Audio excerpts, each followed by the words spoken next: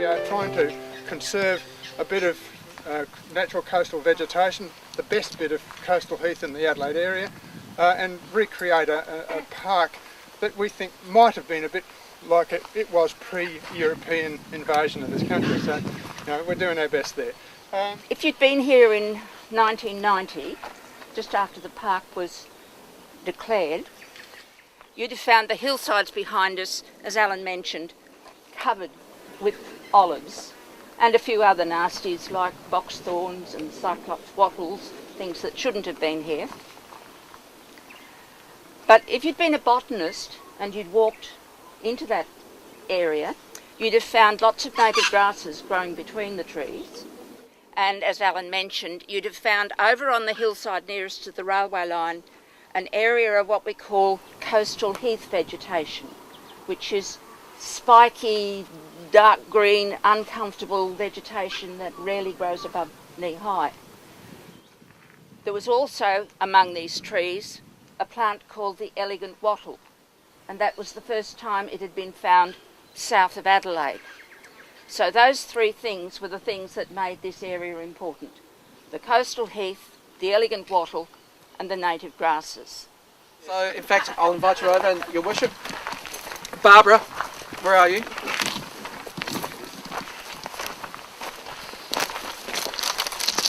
Looks like it's been recycled already. No further ado, Barbara, are you in shorts? Come on. This is historic. I now declare your Botanical Trail at Marino Conservation Park officially open. Thank you very much.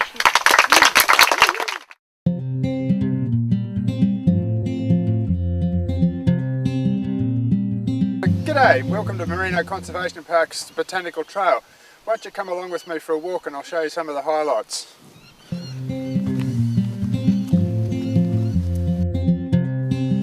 Here, near the beginning of the trail, we've got some of our recent plantings. Up here we've got some kangaroo grass that are really starting to thrive now and spread. And down on the other side here we've got vitadinias, or the local New Holland daisy, and some of the spear grasses that are all just finishing their flowering. A little bit further up the path here we'll show you some of the Acacia victorii, or elegant wattle, that's in the park. The Acacia victorii is one of the reasons why this was made a conservation park. It's a wattle that tends to grow more in the northern part of the state. This is the most southerly extent of it. It's a beautiful wattle when it's just finished flowering now, but it's normally covered in lovely yellow flowers. It's quite a spiky plant, it doesn't get too big.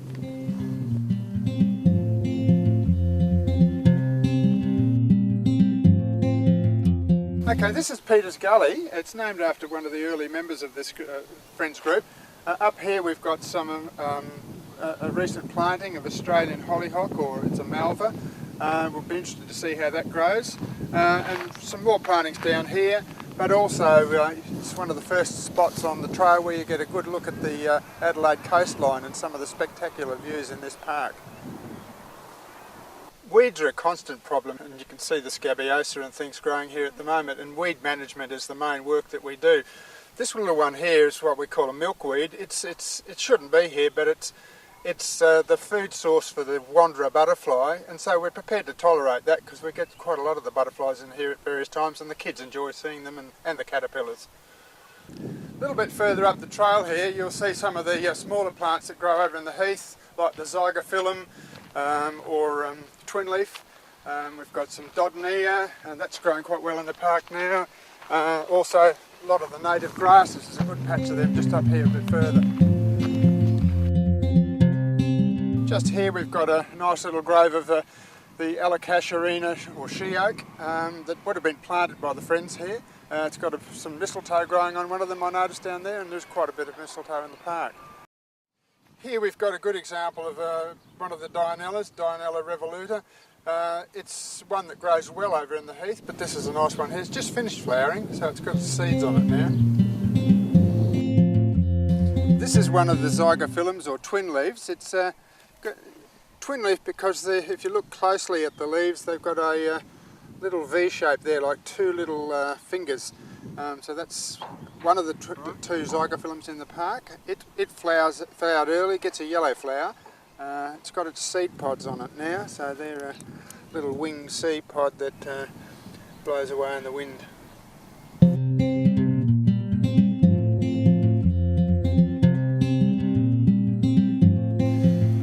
Here we've got an example of the sticky hot bush, or Dodonea viscosa. It's one that grows well in the park, and since we had a fire here a few years ago, it seems to have really got it regenerating nicely. A bit further up the track here, we've got an example of the Acacia ligulata, or umbrella bush. It's one of the wattles that grows here. It gets covered in gorgeous little yellow flowers. It's just finished now. There's a few left I can see. Okay, here we've got some of the eucalypts that grow in this park, the Eucalyptus porosa. It's doing quite nicely now, and you can't see it up here, but there's lots of smaller plants like pymelias or rice flowers that are coming up through the grasses there. This one here's the Acacia pycnantha, or golden wattle. That's the Australian national emblem. It's a really good example of that tree. It's finished its flowering and it's got a nice crop of seeds on it for that we could collect if we need to propagate any more of those.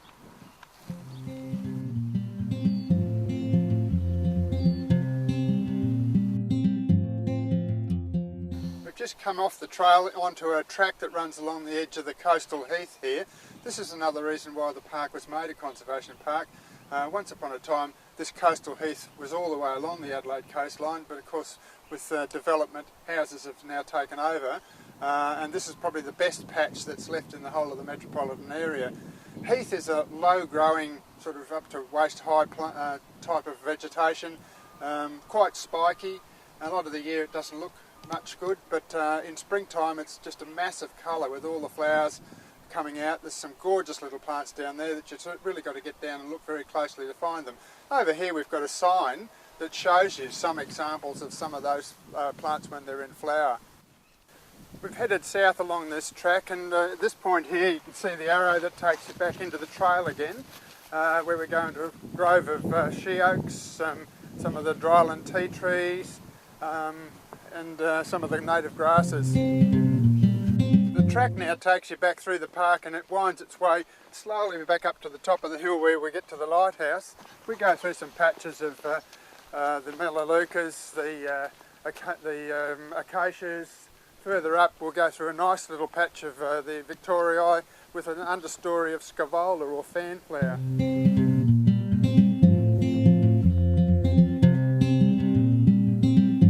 While this is a botanical trail, along the way you'll see plenty of examples of some of the local fauna. For example, here's an ant nest with the ants very busy on a warm day like today. This is one of the switchbacks in the trail.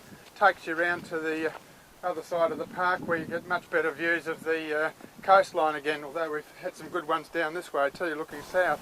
Just along here we've got an example of the dwarf she oak. It's one of the low growing ones that you traditionally find in the heath.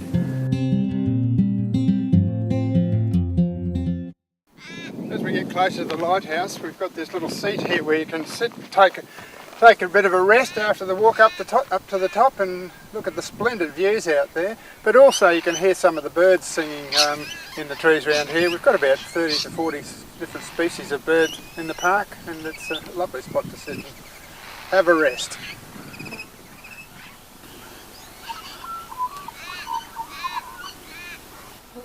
From here on, the trail heads back down the hill to the car park, which is a shorter walk back there. It goes through some stands of Eucalyptus porosa, which is the mallee gum, which is the only eucalypt that grows in this park, and also some alocasarinas and some of the other plants that have been put in by the Friends group over the years. Here we've got an example of one of the two mistletoes that grows in the park. This is the narrow-leafed form. Earlier in the track we would have passed a broader leaf one. It's a plant that grows on some of the trees here. Some people believe that mistletoe kills the trees. It's a parasitic plant, and therefore there's no reason for it to kill the tree. In fact, it survives while the tree's alive. If the tree does die, it will die too. It's spread by the mistletoe bird, and we've got mistletoe birds in the park. They eat the berries and then go and wipe their bottoms when they excrete they wipe their bottoms on the branches of the trees, and the berries stick to the branches, and that's how the mistletoe gets spread from tree to tree. We're almost back to where we started. It's been a lovely walk and we'd love to see you up here sometime. When you come up here, you can bring your dog, as long as you keep it on a leash and as long as you pick up after it. Because there's no facilities in the park, you should bring your own water. Wear sturdy shoes and a sun hat obviously, but we'd like to see you up here and enjoying this park like we do. Park's easily accessible by car or by train. It's about a 5-minute walk from the Marino Rocks railway station up Nimboya Road to the car park. So we reckon this is one of Adelaide's hidden treasures. We love it and we'd love to see you up here enjoying it as well.